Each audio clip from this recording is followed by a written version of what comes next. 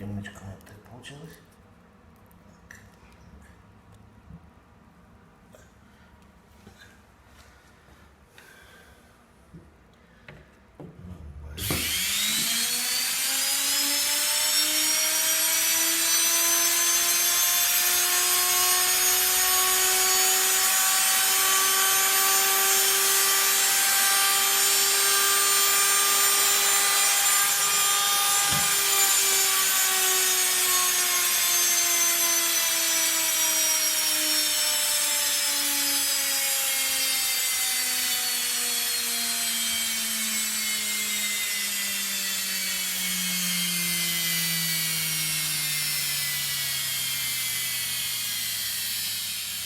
Все отстойно.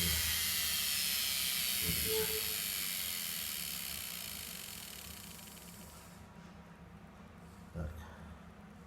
Надо будет в ту, да? Ясно.